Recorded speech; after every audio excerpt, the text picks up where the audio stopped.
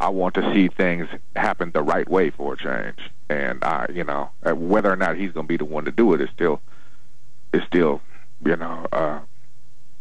don't know yet. But I do know that I'm not in a reconciling mood. Well, and I've seen the establishment say that Obama will bring the people back to trusting the government, and then look at who he's appointing. It's all the same people. Yeah, exactly. Now, as far as the people trusting the government, I don't know if that'll ever happen again.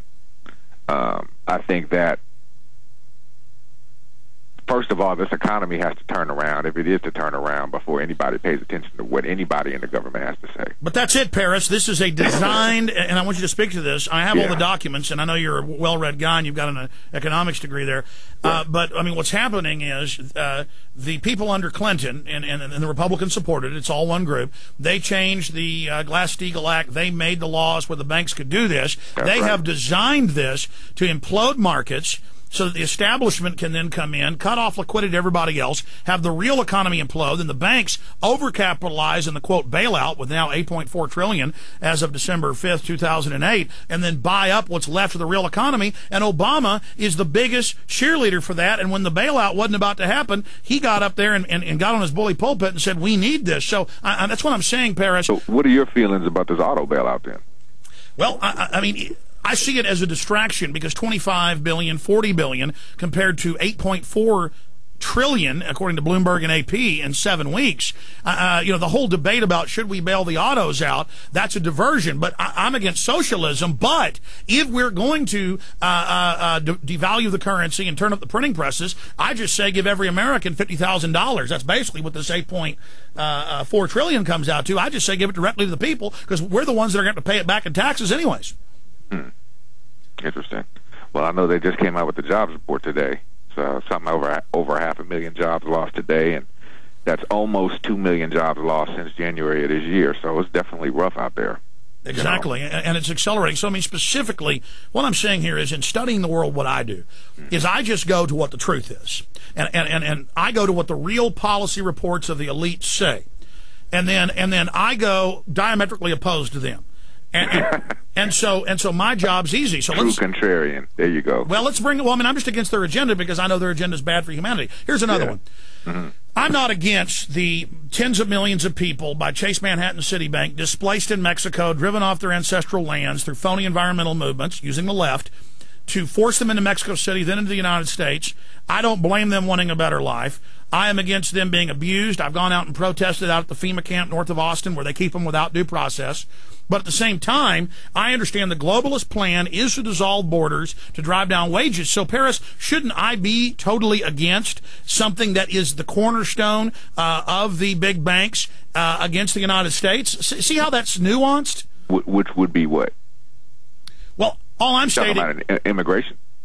Yes, I mean, I know you bring that up and that you're certainly against the oppression of these people, but right. At the same time, I'm going to the next level, and I know you can grasp all this. You're probably smarter than I am.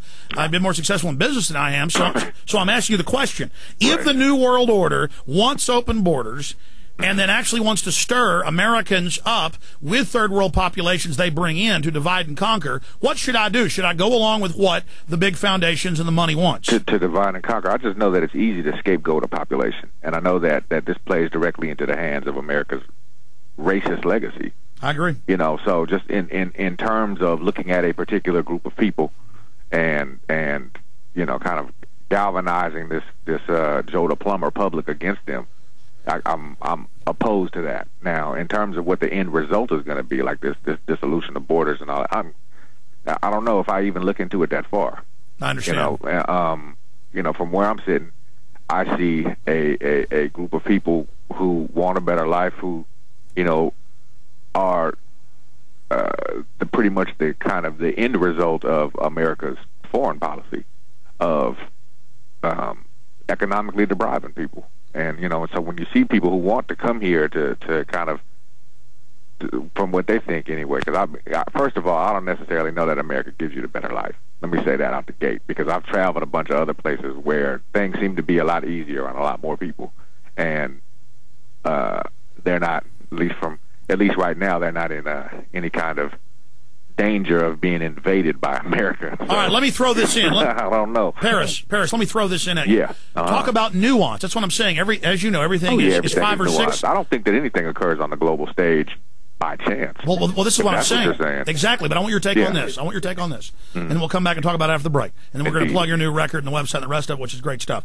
Okay. Exactly. They are announcing they're going to put 20,000 U.S. troops on the streets of America. The Army document says it's going to be against the American people for civil insurrection, but then they put out public press releases that it's going to be stopping the illegal aliens on the border. But I know, because they already did that 2 years ago, that's staged, and they're not even going to do that. So you're right. It's nuance. They are using it as a stereotype, catch-all, false galvanization to get people to rally around accepting a police state. I guess so. So are you thinking that there's going to be some kind of a national event that really brings this immigration debate to the surface? Because honestly, that's kind of been squashed lately.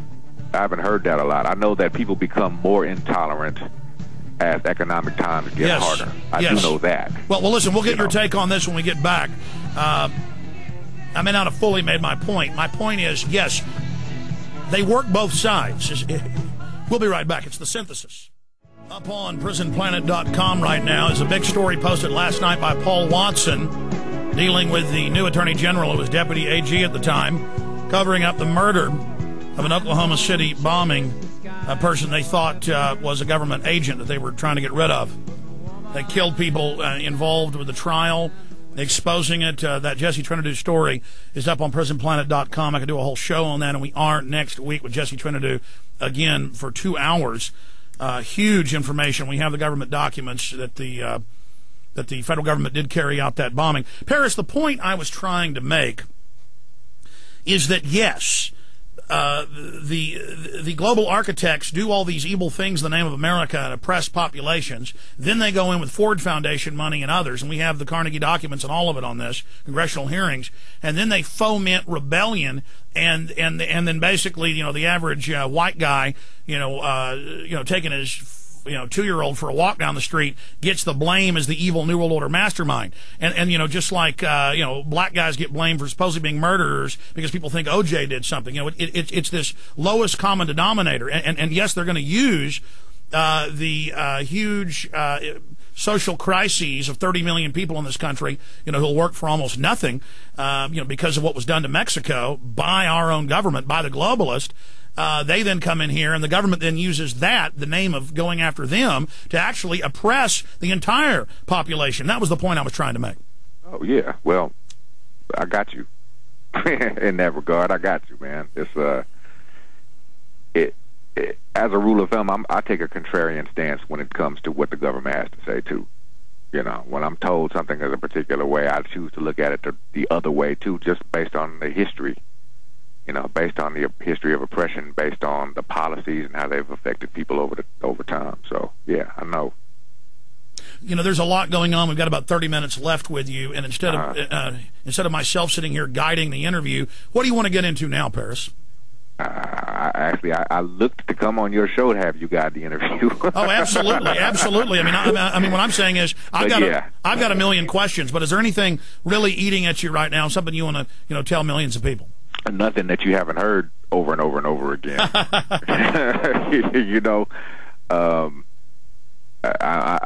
I'm always I feel good to be in the presence of people who feel the same for a change. Ordinarily when I do interviews, I come on and there's a pretty strong chance that they'll be adversarial. And to know that I can be a part of a community where people do question what the government has to say, where people look at the events that have taken place on the day of 9/11 and everything that's occurred since 9/11, and can digest that and know exactly what's happening. It feels good to be a part of that community, really.